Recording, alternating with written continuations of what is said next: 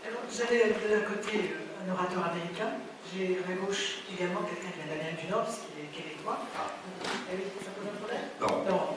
Ça ne me pose pas de problème. J'ai aussi fait un livre, outre celui-ci, le français quelle histoire, j'avais fait un livre qui s'intitulait « Les Français aussi ont un accent ». Bien évidemment, depuis quelques jours, je me refamiliarise avec le dialecte de Paris. Le français, atout ou obstacle au rayonnement de la France? Je réponds vite, et ensuite je dis un atout, je crois. Mais j'espère avoir le temps de vous amener à réfléchir un peu sur le point de vue où on peut renverser la question et dire la France, atout ou obstacle au rayonnement du français. Mais je ne crois pas que ce que M. Morrison appelle des barricades soit un problème au rayonnement du français, mais vous touchez une corde sensible que je me rappelle, j'étais jeune journaliste et mon rédacteur à la revue, au magazine d'actualité à Montréal, m'avait dit, je lui demandais pourquoi vous ne publiez pas plus souvent des articles repris de la presse française. Ah, et M. Paris, un peu brusque parfois, il disait, vous savez, il dit, les Français s'expriment, ils ne communiquent pas. J'avais trouvé ça intéressant parce que j'ai trouvé que j'ai réfléchi pendant 20 ans et j'ai trouvé qu'il avait touché au nœud de l'affaire. C'est-à-dire que j'ai l'impression que depuis 50, 60 ans, il s'est développé une éthique de l'expression plutôt que de la communication. Alors, l'expression, c'est facile, on s'exprime. Mais pour communiquer, il faut être certain que le receveur à l'autre bout reçoit ce qu'on dit. Et cette éthique de la communication est très, très, très présente dans la presse anglo-américaine. Mais elle était très, très, très présente dans la culture française avant il y a 60 ans. Et quand on lit les auteurs de cette période-là, par exemple, mais même les cinéastes, c'est une des choses qui est la plus frappante quand on y songe, c'est précisément qu'il y a une préoccupation d'expression, mais il y a une préoccupation de communication.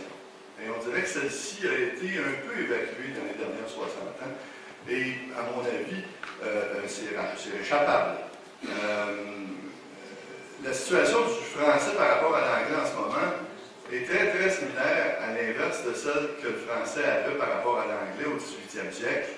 Rivarol, le français langue universelle, époque où les Anglais défendaient farouchement l'anglais contre l'invasion du français et s'efforçaient de placer des barricades pour faire en sorte de protéger leur langue et petit à petit ont installé des tuyaux, des canaux qui dominent maintenant la communication mondiale et ont l'impression qu'il n'y a rien un peu en dehors d'eux. On vit dans ce contexte-là et ça va prendre peut-être un siècle à renverser. Une chose est certaine, la situation, le rapport des langues entre elles n'est pas permanent. Un des grands atouts de la langue française en ce moment, c'est précisément le fait que, M. Morrison y a fait allusion, 220 millions de locuteurs, les 2 tiers, si ce n'est pas les 3 quarts de ces locuteurs-là, n'ont pas le français pour langue maternelle. Ils vivent dans un autre univers linguistique. Pour eux, le français est une expression bien de participant d'un forum où j'étais. Le français pour eux est une identité ultérieure. Ça se greffe à leur identité, mais ça veut dire en même temps que la culture française, étant au centre du monde francophone, a accès à tous ces canaux-là de création et en fait, donne accès au monde. Et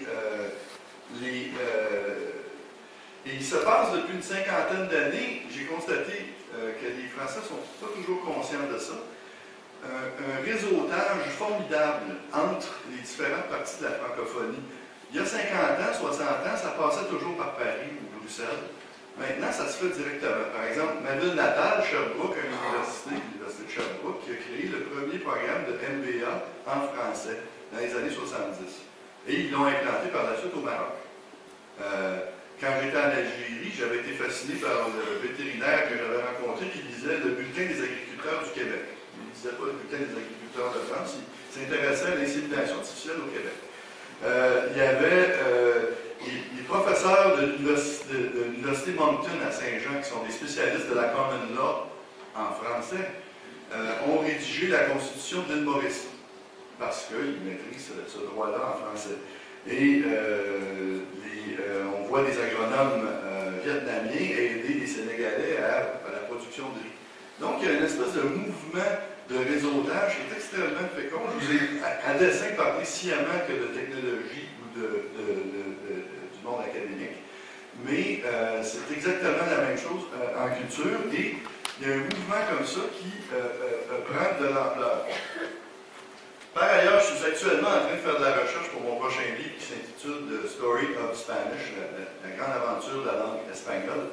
Et j'ai observé quelques éléments de cette culture-là qui mériteraient d'être examinés de près par les Français, notamment l'Institut Cervantes qui a repris le cadre existant des anciens instituts espagnols.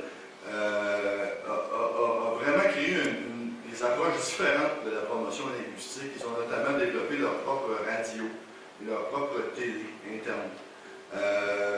J'ai également été très surpris de découvrir que les Espagnols ont fait une chose remarquable. Ils ont étudié la valeur économique de leur langue. Ils ont établi que la langue espagnole représente 15% du PIB de leur pays. Ils ont mis des économistes là-dessus, ils sont arrivés à ce chiffre-là. Et c'est un peu le moteur de leur action culturelle. La France, actuellement, est une des inventeurs de la diplomatie culturelle. Ça remonte à 130, 140 ans. Et à l'époque où la France était isolée en Europe, à l'époque où l'Allemagne, l'Italie montaient, etc., et avait décidé certains individus avaient lancé la diplomatie culturelle afin de sortir des réseaux traditionnels diplomatiques pour aller chercher d'autres alliances, d'autres types de rapprochements. Et 140 ans plus tard, on est un peu face au même problème. Et il se peut que certaines solutions à la promotion du français à l'étranger vont venir des individus auxquels il faudra laisser le maximum de cordes. J'ai participé à un forum des jeunes ambassadeurs à l'été dernier. C'était organisé par le Centre de la francophonie des Amériques, qui est un organisme créé par le gouvernement du Québec pour faire la promotion du français, pour réseauter tous les francophones des Amériques, de la Terre de Feu jusqu'à Courchevel. Et une des participantes était une chanteuse qui s'appelle Bia Krieger, qui est brésilienne, et qui avait dit, elle chante la chanson québécoise, la chanson française, qu'elle traduit en portugais, inversement, elle est vraiment dans le métissage. Et elle avait dit, arrêtez Molière, arrêtez là, donnez-nous du vrai, donnez-nous ce qui se passe maintenant, là. Donnez-nous, faites en sorte qu'on le sache. Et tous les participants, qui étaient des jeunes personnes venant de l'Argentine, du Mexique, de Saint-Domingue, de la République dominicaine, d'Haïti, des États-Unis, disaient tous culture, culture, culture. Faites en sorte qu'on le sache. Et il y a des portes béantes à ouvrir, des boulevards à emprunter qui sont à peine parcourus. Par exemple, on sait très bien qu'en Europe de l'Est, une des choses qui a favorisé la pénétration de l'anglais après le mur de Berlin, ça a été les fondations américaines. Mais pourquoi n'y aurait-il pas des fondations d'initiatives privées qui pousseraient le français? L'Alliance française le fait. Mais il y a d'autres types d'initiatives qui peuvent voir le jour. Les webzines, quelqu'un a fait allusion tout à l'heure à l'importance du web, potentiel surtout que ça représente. Et il y a une revue culturelle qui est très intéressante que j'aime beaucoup, qui s'appelle Zigzag. Il en faut 12 zigzags dans les prochaines décennies pour rendre au monde, d'abord aux francophones mais aux autres, le fait français. Et il faut que cette initiative-là soit traduite. Je suis d'accord avec vous, M. Morrison. Il faut se doter d'une force de travail, non seulement au niveau de la production culturelle, mais au niveau de sa traduction. C'est extrêmement important. Parce qu'autrement, un francophone parce que la francophonie, en réalité, c'est une espèce de polynésie linguistique d'îlots au travers de d'autres langues. Et si on ne traduit pas ce qu'on produit, le francophone est isolé dans sa langue. Il n'y a aucun rapport avec ses voisins.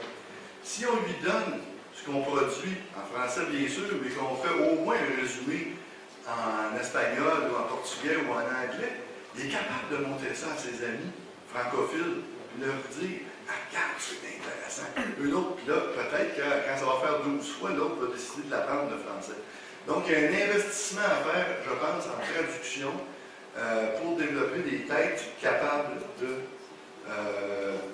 transmettre la culture. J'avais plein d'autres points, mais je vais m'arrêter ici. Peut-être que dans les questions, j'aurai la chance de les ramener. Merci beaucoup.